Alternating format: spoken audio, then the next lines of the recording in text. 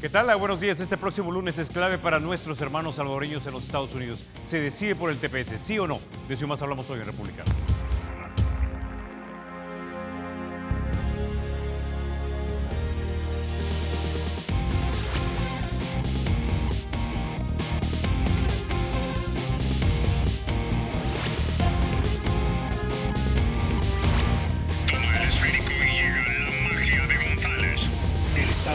Será siempre libre e independiente y no será jamás el patrimonio de ninguna familia ni persona.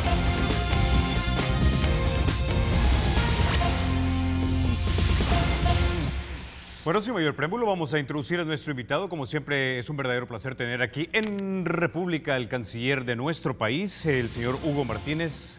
Señor Martínez, canciller, bienvenido a República. Mucho gusto compartir con ustedes. Feliz año para usted y los amigos y amigas que nos sintonizan. Bueno, yo creo que a lo largo de este año anterior hemos estado acostumbrados a las sorpresas del presidente Trump en muchos temas, pero en migración pareciera que no vamos a tener tantas sorpresas. Ya a los haitianos les dijeron que les eliminan el TPS, se lo dijeron también a los hondureños, a los nicaragüenses. La pregunta es si eso mismo es lo que nos va a pasar a nosotros. Sí, hay una tendencia de ir cerrando los programas temporales. Normalmente pues nos han dicho en la administración, pero también en otros círculos de opinión y tomadores de decisiones en Estados Unidos, que un programa que ha sido temporal por más de 16 años no puede seguirse llamando un programa temporal. Y por eso es importante buscar una salida, un camino alternativo a esa temporalidad.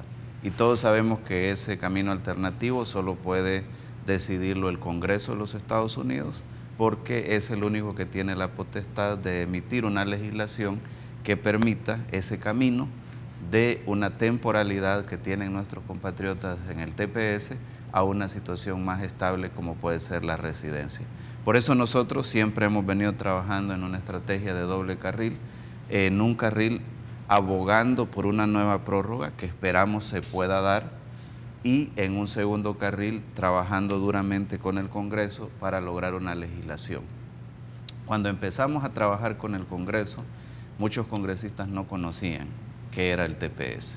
Y se hablaba muy poco del TPS, tengo que reconocer que sí se hablaba de DACA, pero muy poco del TPS. Ahora ya tenemos 4 proyectos de ley en el Congreso, 3 en la Cámara Baja, 1 en la Cámara Alta y probablemente va a entrar un segundo en la Cámara Alta. Eso nos da el parámetro pues de que las organizaciones de migrantes y este gobierno y los otros sectores que han apoyado las gestiones de este gobierno hemos hecho nuestro trabajo. Lo hemos hecho a conciencia y esperamos que los 2 carriles de nuestra estrategia en lo que se refiere al lobby con el gobierno específicamente puedan producir los resultados esperados. Es decir, que se dé una prórroga más, aunque sea esta una última prórroga, y que al mismo tiempo avance una legislación que nos permita ese paso del TPS hacia la residencia. Por supuesto que, como lo hemos explicado en otras ocasiones, nuestra estrategia es más integral, comprende un gran esfuerzo de asesoría migratoria especializada. A este momento llevamos más de 5.000 casos que hemos asesorado desde nuestros consulados, pero con firmas especializadas de abogados o con abogados particulares especializados para que esta gente pueda poner su caso en las cortes y pueda buscar un camino legal sin necesidad de esta legislación que estaba mencionando, sino que haciendo uso de los recursos que se tienen en este momento en los Estados Unidos. Claro, en esta área de la estrategia, la dificultad es que tenemos que ir uno a uno, caso por caso, porque legalmente así se trabajan estos casos y por eso es que estamos apostando mucho al componente de la estrategia que tiene que ver con el lobby, con la gestión a esos 2 niveles, con el Ejecutivo y con el Legislativo en los Estados Unidos. Ahora, así que desglosemos entonces, señor canciller, esos 2 carriles. El primero intuyo que es el de tratar de cabildear para que se nos prorrogue este programa temporal, ¿no? El TPS. Sus contrapartes han de ser la gente, los funcionarios del Departamento de Estado. Ahora, ¿cuál es la respuesta que usted ha escuchado de la gente de carrera del Departamento de Estado? ¿Tendrán ellos la suficiente influencia como para poder poner sobre el papel un informe al presidente Trump y decirle, mire, está en nuestro mejor interés que nosotros renovemos el TPS a esta nación? Bueno, mi contraparte principal en este tema es el Departamento de Seguridad Nacional, la Secretaria de Seguridad Nacional, pero el Departamento de Estado emite una opinión. Normalmente el Departamento de Seguridad Nacional le pregunta al Departamento de Estado las condiciones por las que se dieron el TPS a El Salvador, ¿prevalecen o no prevalecen? Es decir, que toda la inestabilidad que se generó después de los terremotos de 2001, si ha sido superada o no. Y las respuestas en años anteriores o en prórrogas anteriores del Departamento de Estado es que algunas de esas condiciones han sido superadas, pero han surgido otras condiciones de inestabilidad producto de los desastres naturales, producto del problema de la violencia, producto de la crisis económica misma que se desencadenó en Estados Unidos en 2008, de manera pues que esa ha sido la opinión del Departamento de Estado en prórrogas anteriores. A este momento ignoramos cuál es la opinión del Departamento de Estado sobre esta prórroga en particular, pero nosotros creemos que hay una palabra anticipada de los funcionarios de los Estados Unidos en el sentido que nos han manifestado que ninguna decisión va a ser implementada de manera inmediata. O sea que siempre habrá un margen de tiempo cualquiera que sea la decisión. Nosotros evidentemente hemos solicitado una prórroga más. Hicimos una solicitud formal por escrito en agosto del año pasado, que eran los tiempos en que consideramos se debería de hacer, y hemos estado reiterando esa solicitud. La más reciente reiteración la hice la última semana antes de salir al receso de Navidad con la nueva Secretaria de Seguridad Nacional, la Secretaria Nielsen. Pero hemos hablado con otros actores que pueden tener influencia dentro del gobierno para la decisión, con 3 comités específicos de la Casa Blanca, con el equipo que ve el asesor al presidente en términos de seguridad a nivel hemisférico, con el equipo que asesora al presidente en los temas económicos y con el equipo que asesora al presidente en materia legal. También nos hemos reunido con la oficina del fiscal Sessions. Eso solo para hablar de reuniones con entidades gubernamentales. También nos hemos reunido con gobernadores, con alcaldes, etcétera. Y ahí vamos a la otra parte, que es que nosotros hemos pedido a todos aquellos actores que consideran, como nosotros, que nuestros compatriotas hacen una aportación extraordinaria a la economía de los Estados Unidos y en general a la sociedad norteamericana, que pongan su palabra, que envíen cartas, que envíen comunicaciones a la Secretaria de Seguridad Nacional. Justo ayer conocimos 2 comunicaciones más muy importantes que se suman a decenas de comunicaciones que han sido enviadas. Una de lo que sería el Consejo de Alcaldes de los Estados Unidos. Más de 200 alcaldes enviaron una nota a la Secretaria Nielsen pidiéndole específicamente la prórroga del TPS para El Salvador. Y una carta también de la Conferencia de Obispos Católicos de los Estados Unidos, que esto tiene que ver con las gestiones que hicimos también en final del año pasado en el Vaticano, pidiendo la prórroga específicamente para los salvadoreños en Estados Unidos, para el TPS, y así sucesivamente ha habido otros actores, otros pronunciamientos que nosotros hemos estado replicando para que sientan las entidades de gobierno de los Estados Unidos que no solo es un asunto del gobierno de El Salvador, no solo es un asunto de los 192,000 personas que se benefician del TPS, sino que es un asunto que le concierne también a las comunidades donde estas personas viven y trabajan en los Estados Unidos. Ahora, ¿tenemos indicios ya de hacia dónde se va a mover el Departamento de Seguridad Interna? Es decir, el que los alcaldes, que digamos son las autoridades de los niveles más básicos en Estados Unidos, las municipales, o sea, son los que tienen más contacto directo con las comunidades, de repente tienen contacto con pastores, etcétera. Saben de la importancia de repente de la gente nuestra allá en Estados Unidos, no solo en términos económicos, sino en términos de comunidad. Estamos integrados en la fábrica social de ese país. La pregunta es si eso de alguna manera está haciendo mella en los funcionarios de seguridad interna como para decidir y recomendar al presidente Trump que esto tenga que ser extendido. Bueno, con la secretaria interina Duke, en la visita anterior que hice, antes de que tomara posesión la secretaria Nielsen, ella me hacía una broma que había recibido más cartas de petición de prórroga de TPS que saludos de Navidad. Okay. Entonces sí ha habido mucha comunicación La secretaria Nielsen no me adelantó en qué términos iba a ir la decisión, solo me dijo que tomarían muy en cuenta nuestros argumentos y los argumentos de estas organizaciones, pero también me dijo algo muy importante. Me dijo, mira, estoy de acuerdo con ustedes que el camino para una solución permanente es el Congreso de los Estados Unidos. Y bueno, yo había tenido cuidado con citar esa conversación con ella, pero ya el día de hoy aparece en un par de medios locales en Estados Unidos unas declaraciones de la secretaria Nielsen diciendo vamos a buscar una salida en el Congreso para que haya un camino permanente a estas personas que están en los programas temporales.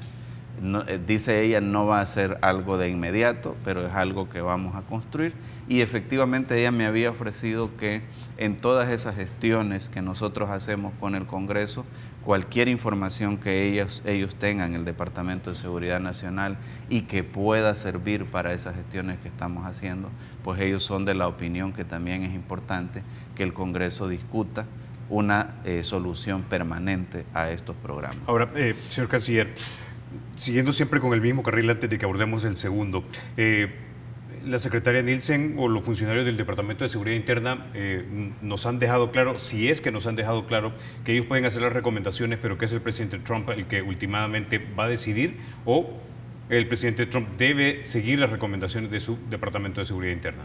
No, como en todo país, pues la última palabra la tiene el presidente y es una decisión que para nosotros es una decisión de política exterior, para ellos es una decisión de política interna, ¿no? Y yo creo que en ese sentido pues es importante comprender que la existencia de estos programas como programas temporales está llegando a su límite y que por eso es importante construir la otra salida.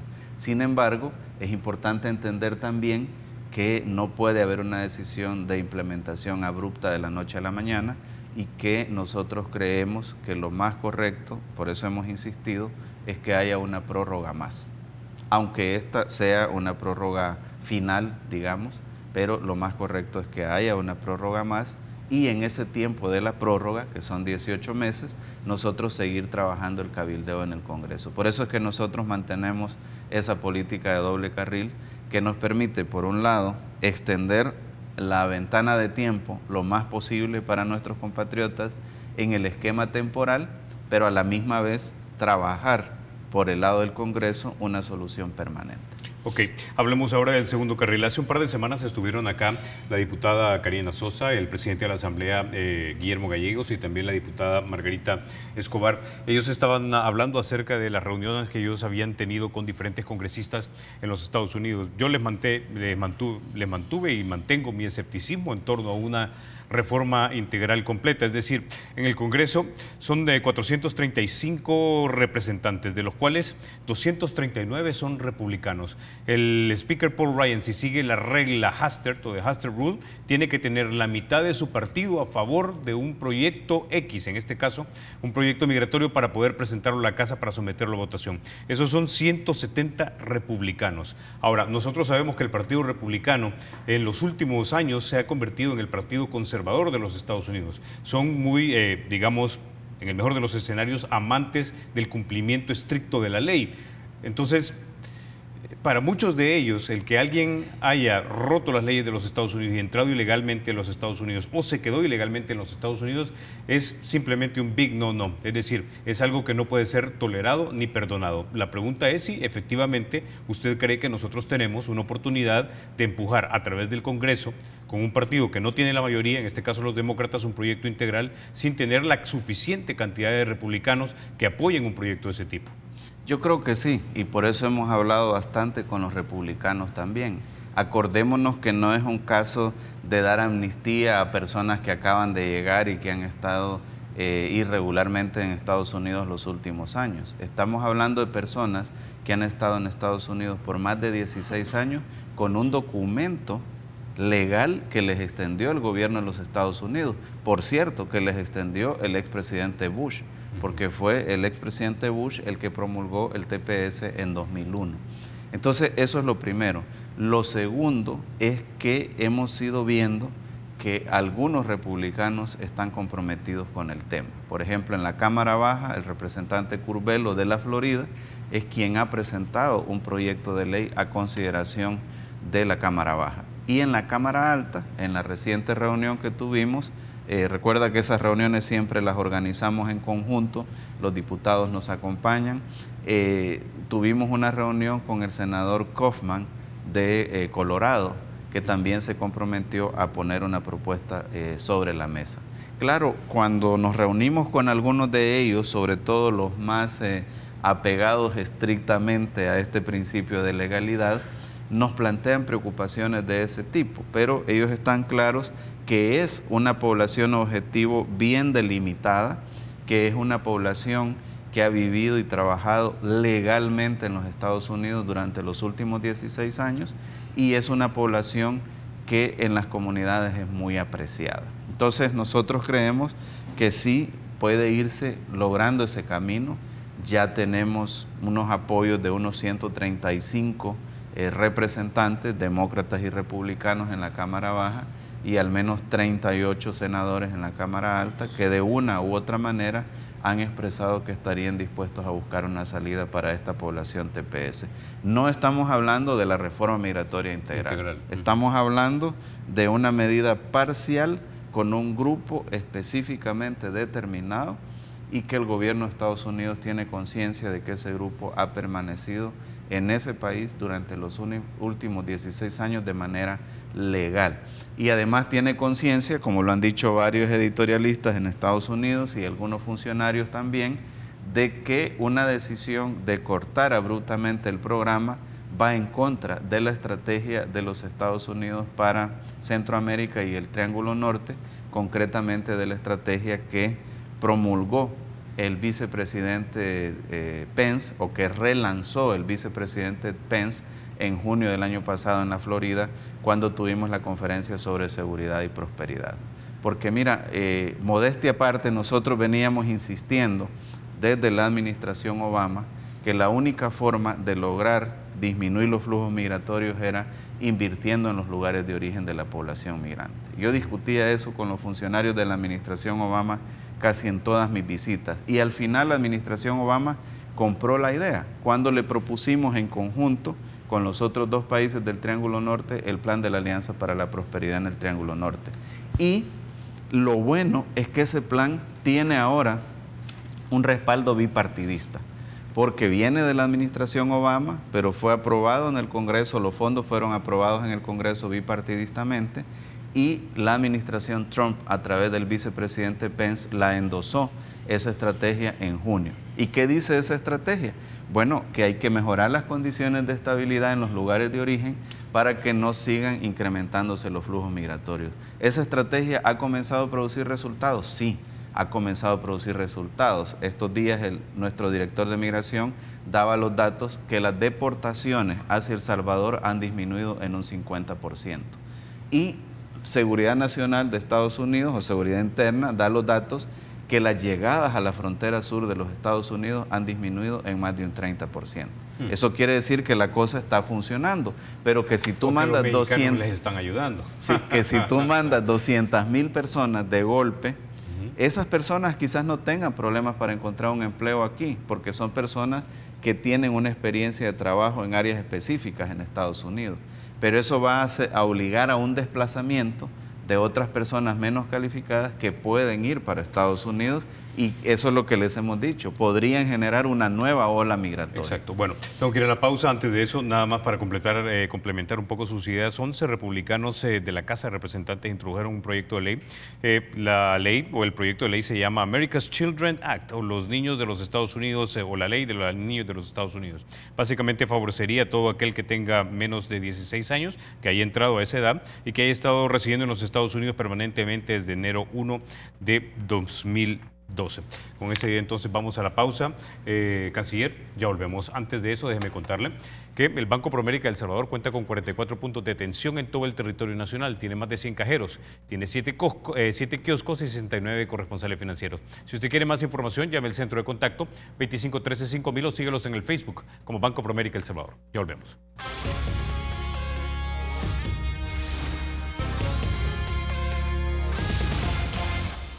Gracias por continuar con República. Ahora, canciller, esto tenemos que tocarlo porque a veces nos dejen que pensar, es decir, si nuestro gobierno por un lado está pidiendo la ayuda de los Estados Unidos, digamos, para que nos prorroguen el TPS, pero por el otro lado el partido de gobierno, sus militantes y algunos funcionarios de repente lo meten en problemas a usted. Es decir, usted está haciendo por un lado y por el otro lado como que le estuvieran minando el terreno. Denis Morán nos escribió lo siguiente: doble carril, ¿qué significa? Que le piden ayuda a los Estados Unidos mientras en sus discursos están en contra del imperio y apoyan más al sur. La embajadora tuiteó a través de su cuenta oficial lo siguiente: es lamentable escuchar el Yankee Go Home. Bueno, de hecho como que estuviéramos en los 80, ¿no?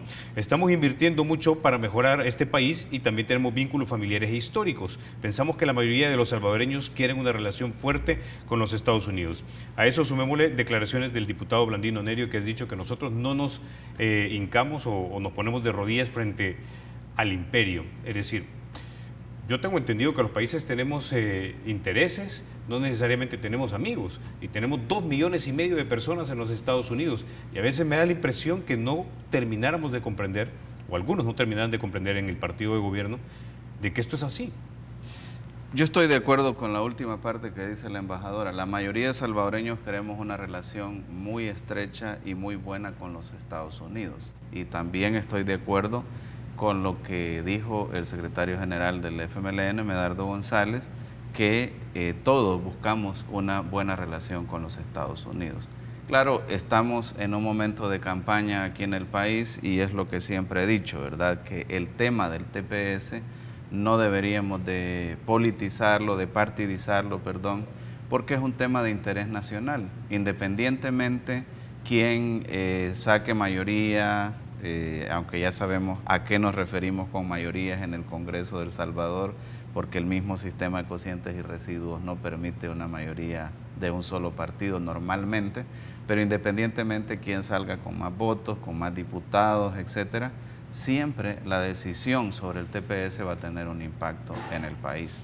Y por eso es que yo agradezco el apoyo que los diputados, principalmente el presidente de la Asamblea, el presidente Gallegos y la presidenta de la Comisión de Relaciones Exteriores, la presidenta Karina Sosa, nos han dado en toda la gestión que estamos haciendo. Y vamos a seguir llamando a otros sectores para que se sumen a esta gestión, porque si bien es cierto, la decisión sobre el futuro del TPS se va a anunciar mañana o el lunes, también es cierto que después nos tenemos que quedar trabajando con el Congreso por el otro carril. Quizás el amigo televidente escuchó solo una parte de la entrevista, la sintonizó tarde, pero yo expliqué claramente a qué me refería con una estrategia de doble carril. Ahora, una estrategia en el Ejecutivo y otra en el Congreso. Ahora, pero ¿no le complica su trabajo en el que el principal contendiente, digamos, a la presidencia por su partido, el señor Jesús Martínez, aparece en un escenario donde atrás dice Yankee Go Home y encima queman una bandera de los Estados Unidos militantes de su partido? Bueno, eso es un asunto que entiendo ya lo explicaron y quienes lo tienen que explicar es el partido de FMLN. A mí lo que me compete es hacer la gestión a nombre del país. Y si yo me pusiera, como lo he dicho en otras ocasiones, a hacer comentarios sobre declaraciones de cada uno de los diputados o de cada uno de los funcionarios de los partidos políticos, pues estaría distrayéndome de mi misión principal, que es representar al país. Y cuando digo representar al país, es tratar de resumir en esa representación los intereses de todos los salvadoreños y salvadoreñas. Y eso es lo que yo trato de hacer cada día en mi gestión. Trato de hacer una gestión que se acerque lo más posible al consenso general de los salvadoreños y salvadoreñas. Y en ese contexto es que me ha parecido que para los salvadoreños y salvadoreñas es de capital importancia el TPS y una solución a la situación de nuestros compatriotas amparados en el TPS, y por eso es que he estado enfocado los últimos días en este trabajo. Ahora, funcionarios de la Embajada de los Estados Unidos no se comunicaron con usted para que de repente diera una explicación por lo que se dio en estos eventos políticos. No, no hemos tenido ninguna comunicación, ninguna conversación sobre ese tema en particular. Como decía anteriormente, no le corresponde a la Cancillería dar esas explicaciones, sino a los que supuestamente estuvieron involucrados, y ya hemos escuchado explicaciones, por ejemplo, del secretario general del FMLN. Ok. Vamos a pasar a otro tema. Pregunta alguien aquí en el Twitter, a través de nuestra cuenta oficial, República SB33, lo siguiente. El señor Castillo dice: hola, buenos días. ¿Podría preguntar al señor canciller sobre la implementación de la ley especial para dar control y seguimiento a los pandilleros que han sido deportados de los Estados Unidos? Gracias. Bueno, esa es una ley que no le corresponde a la Cancillería implementarla. Nosotros únicamente fuimos convocados a dar opinión al respecto, y es una ley que fue aprobada por la Asamblea Legislativa y que permite que aquellas personas con antecedentes de pandillas que vienen deportados de los Estados Unidos tengan un seguimiento por la autoridad competente, que puede ser en algunos casos un juez, o si el juez lo determina también puede ser la Policía Nacional Civil. Entonces esa ley está vigente y es precisamente para prevenir o para enfrentar cualquier situación que se dé con personas que vengan deportadas de los Estados Unidos y que tengan antecedentes de pandillas. Quiero aclarar un punto que se tiende a confundir. A veces se cree que Estados Unidos a las personas que están pagando por un delito allá, sin que hayan terminado de pagar el delito, las remueven y las deportan hacia El Salvador.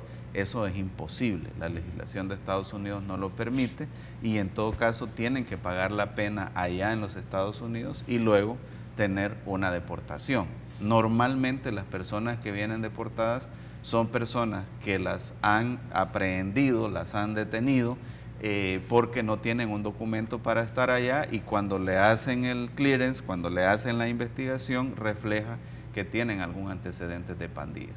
Si estas personas tienen antecedentes de pandillas aquí en El Salvador y tienen orden judicial en El Salvador, son capturadas inmediatamente en el aeropuerto. Si estas personas no tienen una orden judicial aquí en El Salvador, entonces se les aplica esta ley que mencionaba el amigo televidente.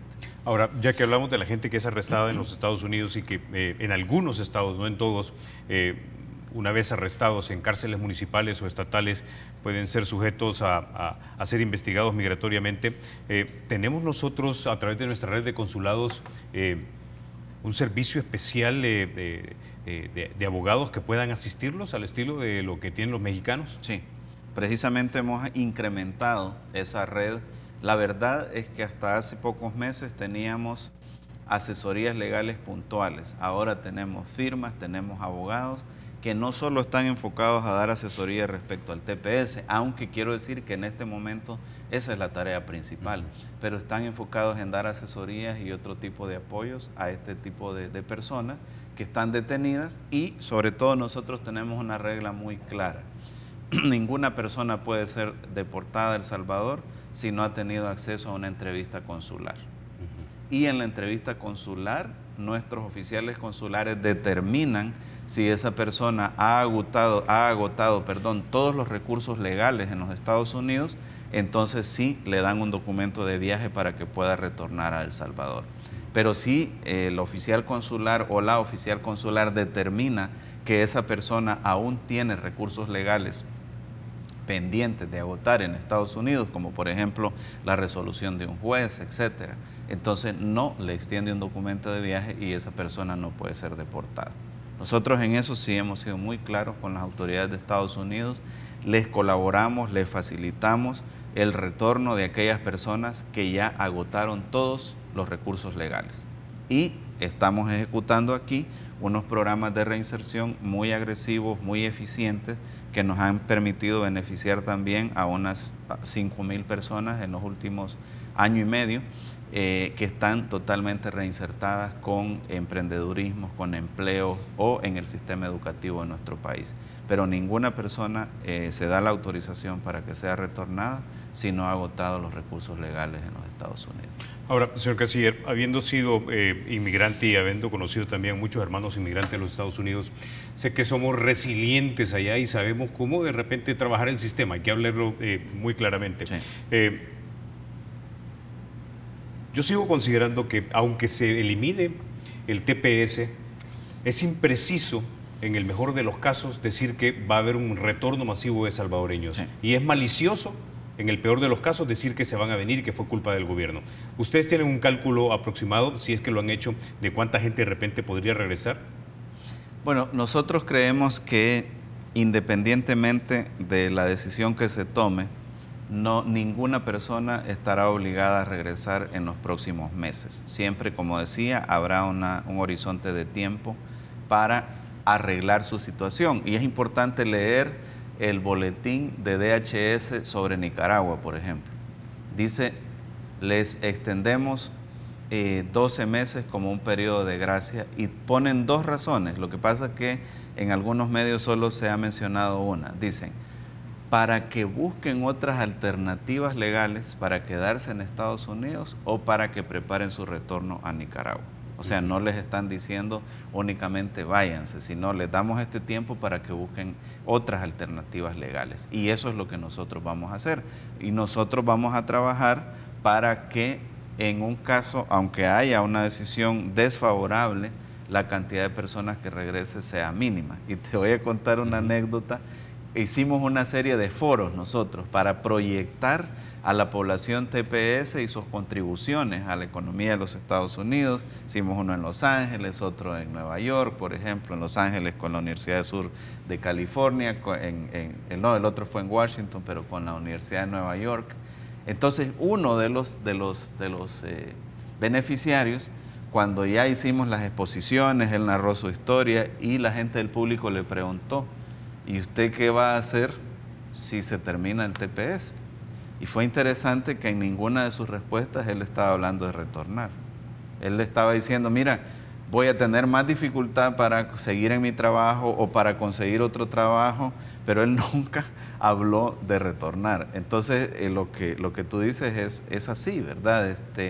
Hay una capacidad de resiliencia. Nosotros lo que quisiéramos que esa solución esté sobre la base de las leyes de los Estados Unidos para que no estén con esa incertidumbre, con esa inestabilidad, y por eso le apostamos mucho al Congreso. Le apostamos mucho, aunque somos conscientes de las dificultades que tú mencionabas, le apostamos mucho porque esa es la única forma que les dé una solución ya permanente a ellos y no tengan que entrar a esos subterfugios que les han permitido de alguna manera a otros compatriotas estar en los Estados Unidos, pero para nosotros es muy importante que se cumplan las leyes y las normas en los Estados Unidos también. Ok. Señor Canciller, una pregunta más. ¿Cuándo avienta entonces usted su sombrero al ring presidencial? Pues eso es algo que no se está considerando en este momento. Estamos, como decía, enfocados en el TPS y, como decía también, no es una decisión que dependa únicamente de mi persona. Yo soy una persona con una alta disposición a contribuir en diferentes responsabilidades que buscan beneficiar a nuestro país, pero siempre hay otros factores que determinan una decisión. Por ejemplo, el partido político que propone, por ejemplo, el nivel de respaldo en la población y quizás algo que no se valora mucho en las encuestas, pero es el tema de la viabilidad de una candidatura, porque no basta con tener un nicho de respaldo, sino que también con tener capacidad de hablar con diferentes sectores, de tender puentes entre diferentes sectores. Y eso sí es algo que para mí significa mucha importancia, independientemente de lo que pase, de las decisiones que se puedan tomar a futuro. Siempre quiero ser una persona que facilite entendimientos entre los diferentes sectores y siempre quiero ser una persona que trate de representar el interés del país, aunque evidentemente para llegar a una responsabilidad, pues uno llega según nuestra Constitución por un partido político, pero cuando uno tiene una responsabilidad, por ejemplo, de la envergadura que tengo en este momento, uno tiene que pensar en el país y tratar de representar lo mejor posible los intereses de todos los salvadoreños y salvadoreñas. Bueno, una respuesta bien obamesca, mi querido canciller, y un año después el presidente Obama estaba corriendo para presidente. Bueno, cuando le decía anunciarlo, lo esperamos aquí en República. Muchas gracias. Gracias, señor canciller, por haber estado con nosotros. Regresamos con la segunda mitad. Vamos a seguir analizando la situación de los salvadoreños y la posibilidad de que se nos extienda o no el TPS. Ya volvemos.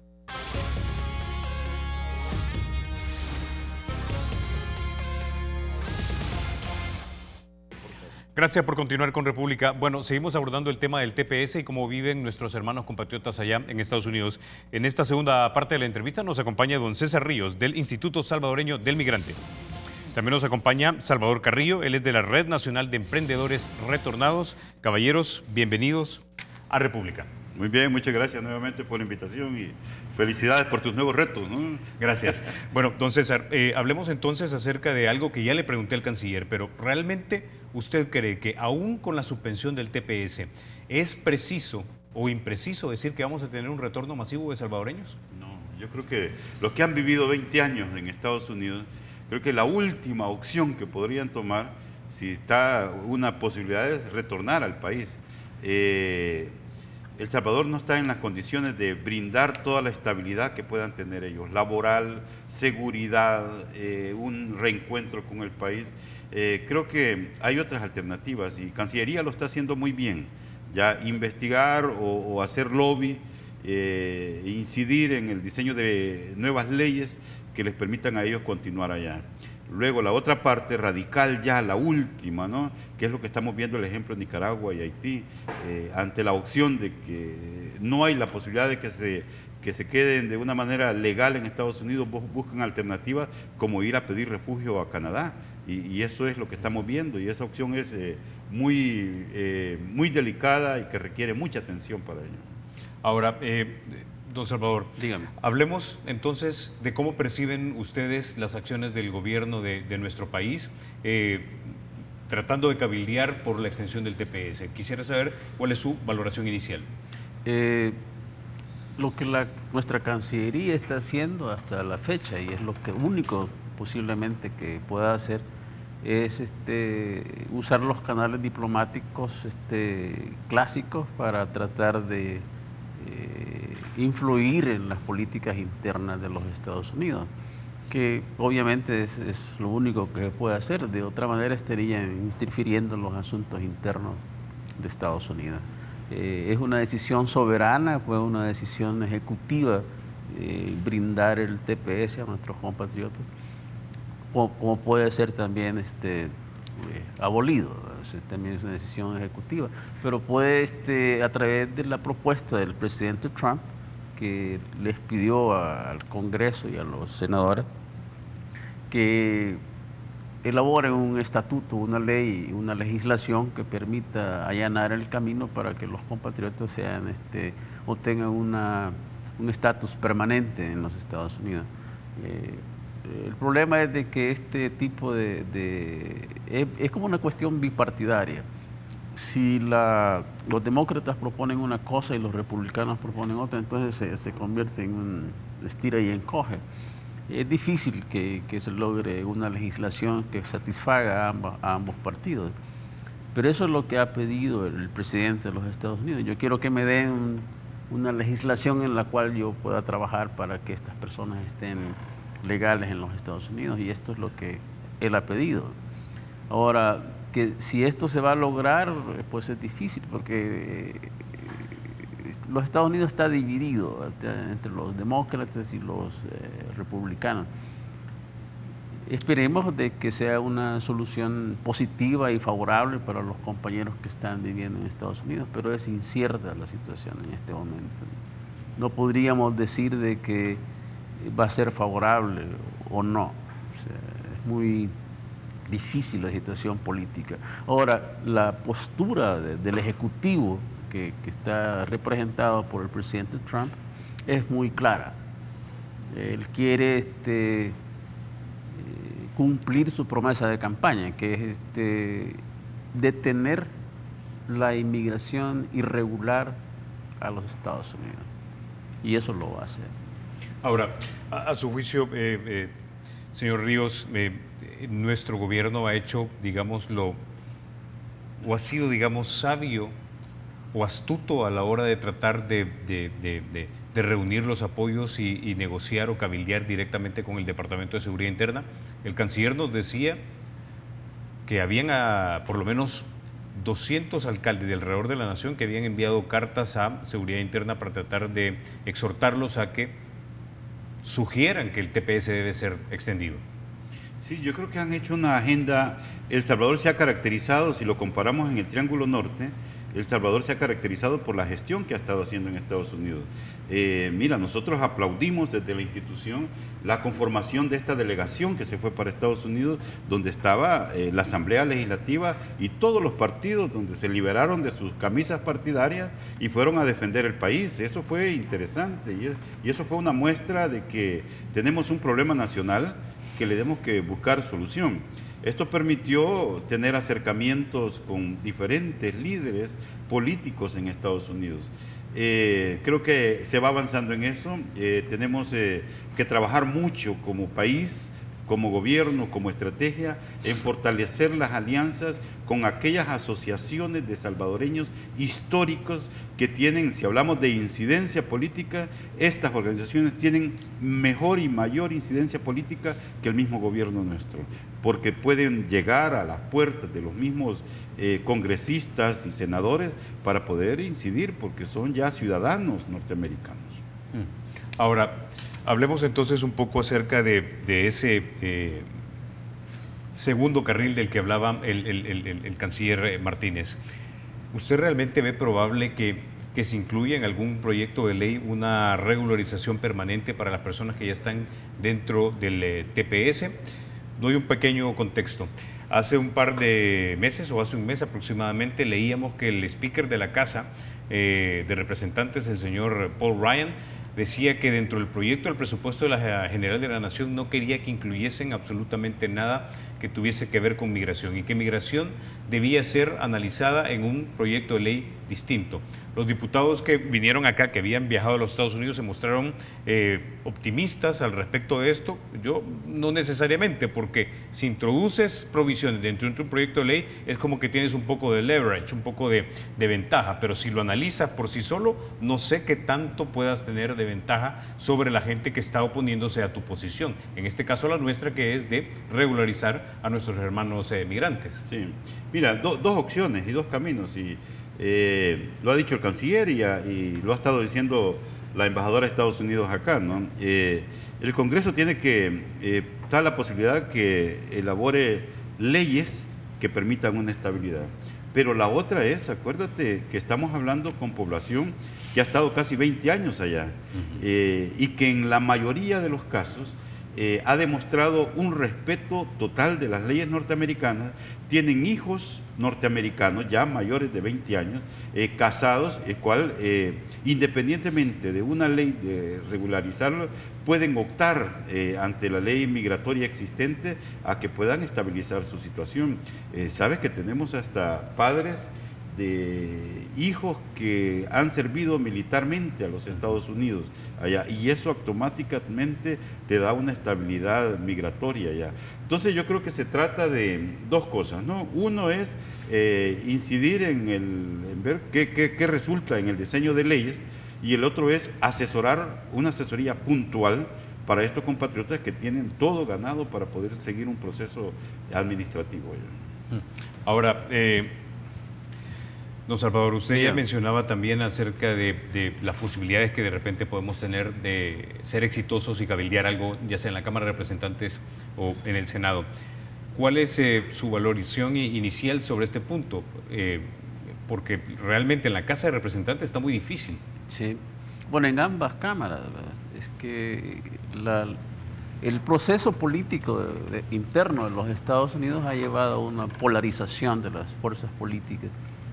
Trump representa los intereses de un grupo poblacional en los Estados Unidos que ha sido históricamente marginado, digamos los mineros, los trabajadores, etcétera. Esto ha polarizado la situación en la situación política. Trump ha usado la cuestión de los inmigrantes como una válvula de escape para los problemas internos de los Estados Unidos, aunque no representa un problema enorme como ellos lo plantean. Más bien es una contribución a la economía interna de los Estados Unidos, la presencia de los inmigrantes en Estados Unidos. Sin embargo, se le ha dado vuelta a la cuestión y se le ha transformado en un problema político. Ahora, es complejo, porque digamos la comunidad latinoamericana, la comunidad de inmigrantes en general, porque no solo es de América Latina, o sea, hay hindúes, chinos, irlandeses, hay rusos, o sea, esta población que ya está regularizada, digamos, ya tiene el derecho al voto, el acceso a sus derechos civiles, está viendo con malos ojos el hecho de que se esté criminalizando la inmigración. Y ellos tienen un peso político en términos electorales. O sea, esto se resolvería después de la administración de Donald Trump. Por el momento está siendo utilizada la cuestión de los migrantes por razones políticas. Habría que ver cómo se va a resolver esta cuestión, porque está como amarrada, o sea, una cuestión ideológica más que todo. Ahorita está la cuestión en el Senado, están votando por los senadores y parece ser de que la democracia está ganando más sillas en el Congreso.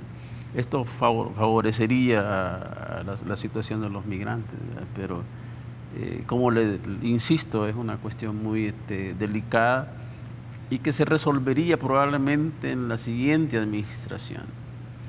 Pero en términos del temor que existe dentro aquí en El Salvador existe también en Honduras o México, de que haya un éxodo masivo de los compatriotas migrantes, no se va a dar, porque no existe la capacidad instalada de parte del gobierno de los Estados Unidos para deportar millones de gente, ¿verdad? O sea, eso es imposible.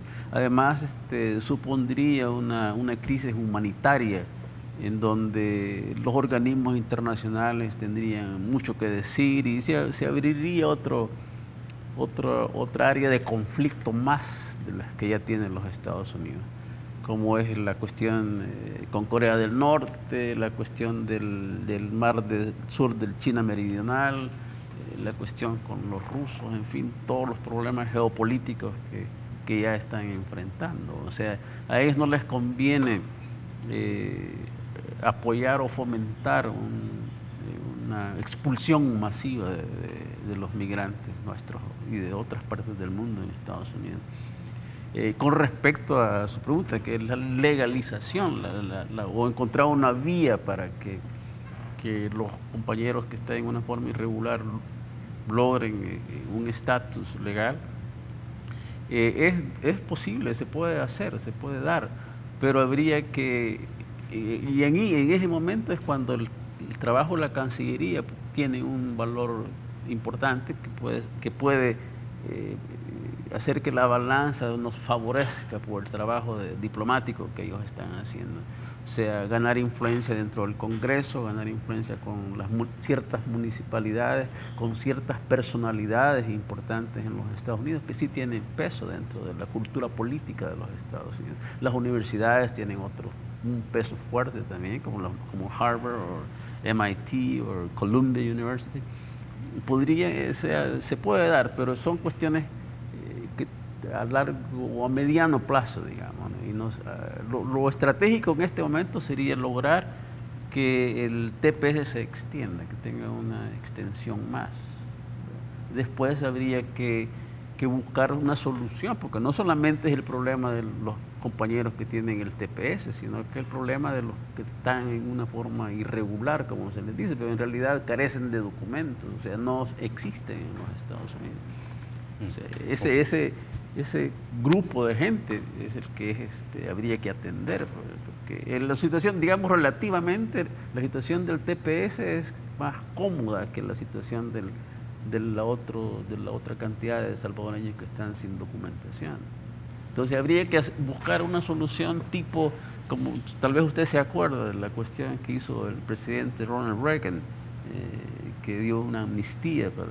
Esa sería buscar una solución de ese tipo, pero hay una gran oposición de parte del Partido Republicano a que se otorgue una amnistía como se hizo durante el periodo de Ronald Reagan. Pero yo creo que por ahí iría la cuestión. Ok, tengo que ir a la pausa. Entonces, cuando regresemos vamos a hablar acerca de también el recelo que puede existir en legisladores, tanto representantes como senadores, de que un gobierno extranjero esté haciendo un cabildeo intenso porque se logren beneficios legales para un sector de la población. Ya volvemos.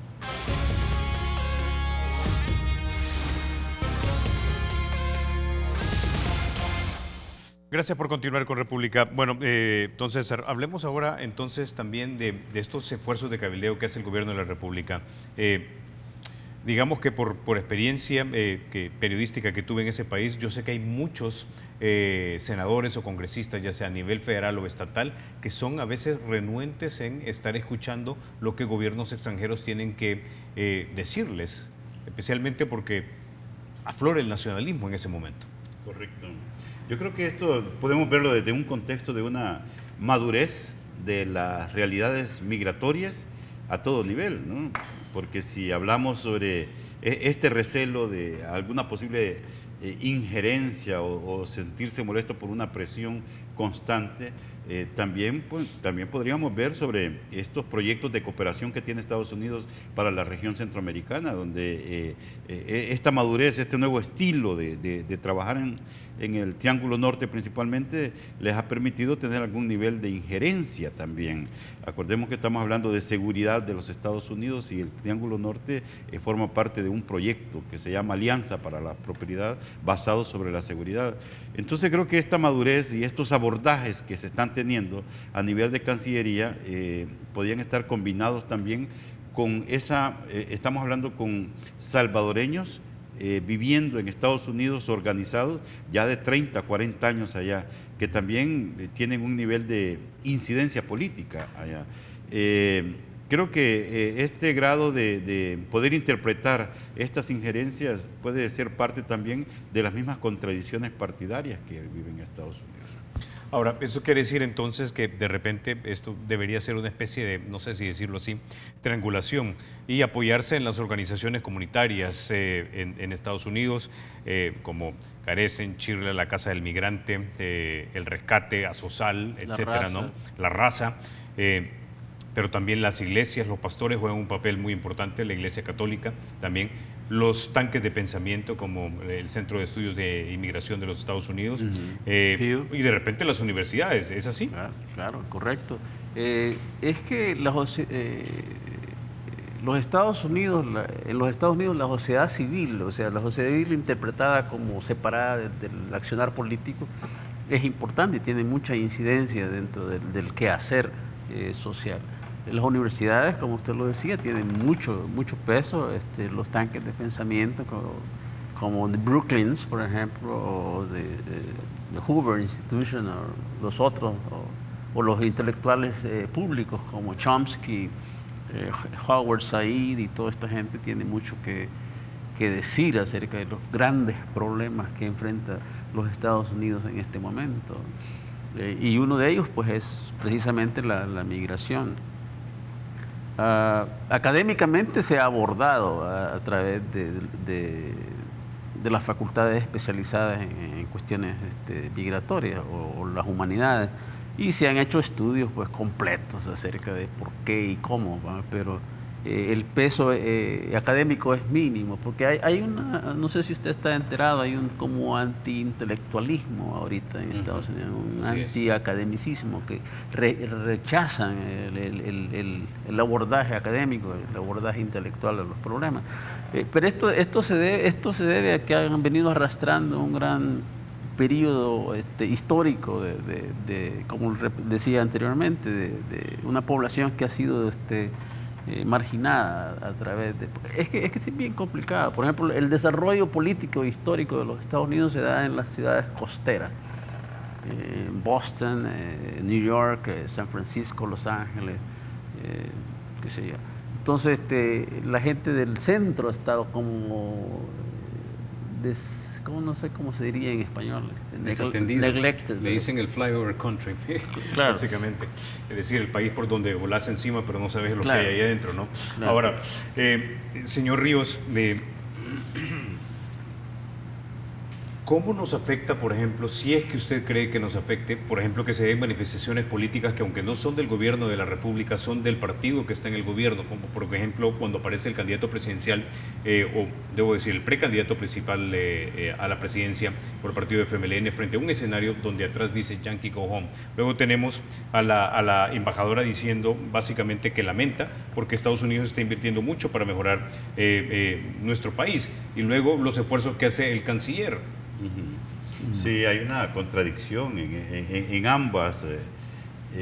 Como dijo el canciller, me llama la atención que dice, ya vamos a entrar en campaña, y entonces dice, o sea que vamos a empezar a ver más banderas quemadas, ¿no? Entonces yo creo que eso, si le preguntamos a un salvadoreño residente en Estados Unidos cuál es su relación con Estados Unidos, quieren Estados Unidos, aman a Estados Unidos, o la familia de ellos aquí en El Salvador. Estados Unidos y la oportunidad que les dio les permitió mejorar su calidad de vida, y tienen una relación directa de mucho cariño con Estados Unidos. O sea, el canciller lo planteó bien, ¿no? Yo represento al gobierno, no represento a un partido, pero su partido está diciendo frases extemporáneas que fueron eslogan en los años 70 y 80 del FMLN, de Yankee, Gojón y quemar banderas. Eso fue casi como una moda en toda América Latina, pero ya a estas alturas esto ya no cabe, ya no cabe, y creo que esto puede tener costos hasta políticos y partidarios para ellos, y puede tener algunos resultados negativos ante cualquier gestión diplomática que podríamos tener. Ok, hablemos ahora de los retornados. ¿Qué hay de estas leyes especiales supuestamente para identificar personas que sean problemáticas? ¿Cuál es su valoración de eso? Nosotros somos una organización que trata de integrar a los compañeros que vienen retornados de los Estados Unidos y de cualquier parte del mundo. Sin embargo, nosotros no tenemos una actitud policial al respecto. Consideramos que el gobierno tiene la capacidad suficiente como para contrarrestar cualquier tipo de ámbito delincuencial que se pueda dar. O sea, nosotros no podemos discriminar a nadie que llegue a nuestra organización por el hecho de sospechar de que sea pandillero o que tenga antecedentes criminales. Es cuestión del gobierno para hacerlo, pues nosotros no tenemos ningún mandato para inmiscuirnos en la vida privada de las personas. Ahora, estos programas que hay en el país para los retornados o para ayudarles, ¿están siendo efectivos a su juicio? Sí, están siendo efectivos, y me parece que debería de ampliarse ¿cómo le diría? El horizonte de asistencia, porque hasta la fecha es poco, pero es un buen modelo, un modelo aplicable. O sea, ahora, llévenos paso por paso. ¿Qué programas son los que más le satisfacen a usted, digamos, cuando se trata de la gente que está regresando? Porque muchos de ellos solo vienen con una cajita, aunque tal vez tengan todavía parte de su tejido social aquí, es decir, familias, amigos, primos, etcétera, sí, ¿no? O que de repente todavía se acuerden cómo era este país. Muchos de ellos tal vez no tienen esa suerte porque se fueron muy pequeños. Claro. Uno de los programas que ha tenido mucho éxito es el Capital Semilla, que fue implementado a través de CONAMIPE, en donde se les ha dado una cierta asistencia financiera después de haber recibido un curso de cómo ser emprendedores. Y ha sido beneficioso porque les ha permitido poner el primer pie, como dicen allá en Estados Unidos, en la puerta, y los ha lanzado a adquirir capacidades que les permita entender cómo se mueve la cuestión del trabajo aquí en El Salvador, que es diferente en Estados Unidos. Ese ha sido un proyecto muy exitoso que debería de vincularse a otras instancias político-administrativas, como son las alcaldías locales. A nuestro juicio, el problema es nacional, en términos geográficos, no está circunscrito a las ciudades grandes, sino que tiene que ver con los pueblos pequeños, las pequeñas municipalidades, que ese programa debería de extenderse, ¿no? Ahora, ¿cómo se están repartiendo entonces los retornados en este país? ¿A qué zonas se están yendo? Porque usted me está hablando de los pueblos pequeños. Cualquiera hubiera pensado, se quedan a vivir en los grandes metrópolis, ¿no? San Salvador, Santa Ana, San Miguel, La Libertad. No, ahorita hemos detectado un grupo de compañeros retornados que está viviendo en cabañas, y conforme la cuestión se va incrementando la atmósfera de discriminación en Estados Unidos, me imagino que y los que van a ser deportados, imagino que van a regresar a sus pueblos de origen, ¿verdad? O sea, hay comunidades, por ejemplo, una comunidad, usted ha de saber, en Washington, la comunidad de Intipucá, no sé qué, que está, hasta tiene una alcaldía en Washington. O sea, esta gente tiene vínculos muy arraigados con su pueblo de origen. Entonces ellos van a regresar a sus ciudades de origen, no se van a quedar en San Salvador, no se van a quedar en Santana. Por esa razón habría que extender un poco más la atención de estos programas a las ciudades pequeñas. Y recuerda, Toledo, que fíjate que tradicionalmente el tema migratorio en El Salvador nos habían enseñado solo a expulsar personas. Este gobierno se vio sorprendido a enfrentar el retorno y la deportación, el cual el país no estaba preparado ante eso. Y estas dos administraciones han tenido que improvisar programas, proyectos y hasta leyes para poder enfrentar esta realidad. Creo que hace falta mucho para profundizar en el tema. Cuando te decía el canciller, que lo que dijo el vicepresidente, felicitó a los gobiernos del Triángulo Norte por haber disminuido el cruce de personas por la frontera o las detenciones en la frontera. Pero sin embargo, cuando vemos las características de la deportación, nos damos cuenta que son población que han vivido mucho tiempo en Estados Unidos. Es lo que ha caracterizado la deportación de este periodo. Por lo tanto, entonces, si tenemos deportados que se redujeron casi al 50% este año, pero sus características de esta deportación son personas que han vivido mucho tiempo, entonces ahora revisemos los programas de atención. Son programas que deben tener, deben segmentarse, deberían ser estrategias segmentadas de acuerdo a los grupos poblacionales. No es lo mismo un proyecto o un capital semilla, dárselo a alguien que ha sido deportado de México, o a alguien que ha sido deportado en la frontera, o a alguien que ha vivido mucho tiempo allá en Estados Unidos. Ese nivel de acumulación de experiencia habría que resaltarlo, y si ponemos ahora el escenario de posibles deportados beneficiarios del TPS, tendrían que diseñar nuevos programas de acuerdo a la realidad de estos compatriotas que han vivido mucho tiempo allá. Ok, con eso ya vamos a la pausa y ya volvemos.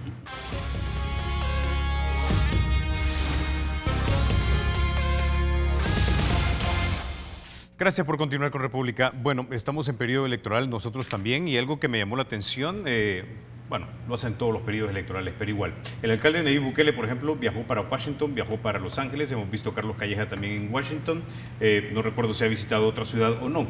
¿Cuál es su impresión en este sentido? Porque cuando yo estaba del otro lado, ahí en Los Ángeles, veía a los candidatos, pero daba la impresión de que algunos salvadoreños iban a estos eventos simplemente por querer conocer al candidato, nada más, y por estar haciendo acto social, más que realmente por un activismo cívico verdadero.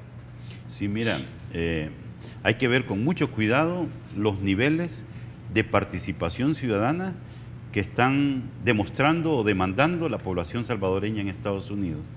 Estamos hablando ya de población que ha vivido mucho tiempo allá y que, mira, si tú revisas los últimos 6 meses del año 2017, nos damos cuenta ese nivel de demandas y de incidencia política que están tomando a todo nivel, en redes sociales, en medios de comunicación.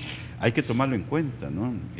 Pareciera ser que los candidatos y los partidos han visto que atrás de cada persona migrante hay 4 personas más en el país, y desarrollar una vinculación con esta persona migrante, tienen un grupo poblacional votando por su partido. Creo que esto es delicado en el tema de cómo abordan el tema migratorio, ¿no? Y que El Salvador no es aparte de toda una realidad mundial. El presidente Donald Trump toda su campaña la basó en migración. Inglaterra tuvo sus problemas integracionistas por el tema migratorio, Francia también, y El Salvador no puede alejar el tema migratorio. Los retos de nuestros nuevos líderes políticos deben estar muy comprometidos con el tema migratorio. Yo estoy poniendo una anécdota que hace un par de semanas preguntábamos a un alcalde existente sobre qué opinaba del TPS y decía que no conocía mucho sobre el TPS. Un alcalde donde en su municipio puedan llegar deportaciones o están surgiendo gente que se va y está desconociendo estas realidades de TPS, realidades de la migración. Creo que esto podría la población inteligente de identificar quiénes de los candidatos y de los líderes se está identificando con estas realidades. Bueno, señor Salvador Carrillo, tiene usted la última palabra. Yo creo que la población nuestra en Estados Unidos, debido a la cantidad de tiempo que ha transcurrido desde las primeras olas migratorias que se dan en los años 60 hasta la fecha, han adquirido una madurez política. No solamente por los sucesos internos que sufrimos aquí en El Salvador, sino que porque han sido expuestos a una democracia que funciona, que es la democracia de los Estados Unidos. Querámoslo o no, o aceptámoslo o no, el hecho de que los Estados Unidos tienen una política exterior que algunas veces es lesiva a los intereses nuestros o a los intereses de varios países en el mundo, internamente sí funciona la democracia en Estados Unidos. El debido proceso, la cuestión del habeas corpus, son fundamentales para el funcionamiento de cualquier democracia, y en Estados Unidos esto funciona. Nosotros que hemos vivido en Estados Unidos, la población salvadoreña que vive en Estados Unidos ha estado expuesto a este tipo de cosas y a través de ello ha adquirido madurez política y madurez ideológica, ¿verdad? Una visión del mundo mucho más amplia, y además de eso agréguele de que gracias a los esfuerzos de las administraciones anteriores y esta administración aquí en El Salvador, los salvadoreños en el exterior tienen ya el acceso al voto, ya tienen la capacidad de decidir quién va a gobernar El Salvador. Eso ya los transforma en un actor político. Entonces tiene que ser tomado en cuenta por las fuerzas políticas en El Salvador. Y ahora, con respecto a la gran problemática del TPS, de la cuestión de la población migrante que está de una forma irregular, nosotros les recomendamos que se informen lo más que puedan sobre sus alternativas, sobre sus derechos legales, y que busquen asistencia legal, profesional, abogados honestos, la Iglesia Católica, nuestras organizaciones que están en Estados Unidos a favor de ayudar a la gente nuestra, como Carecen, el Rescate en Los Ángeles, la Iglesia Católica, que se acerquen a ellos para informarse acerca de sus derechos y sus responsabilidades. Porque no, como decía yo ayer en otra instancia, ningún ser humano es ilegal. Tenemos derechos inherentes como personas humanas y tenemos derechos inherentes como expresión de nuestra dignidad como seres humanos, y eso no los puede violar nadie. Y que lo que busquen las alternativas, que se informen y que no se desesperen y que no abandonen la esperanza, porque siempre hay esperanza. Ok, con esa idea nos quedamos. Caballeros, muchísimas gracias por haber estado esta mañana aquí en República. Muchas gracias. Muchas gracias. Bueno, ustedes, amigos, se quedan con la programación matutina de Canal 33 de Carlos Toledo. Gracias por vernos. Recuerden, la República es de todos, hay que cuidarla.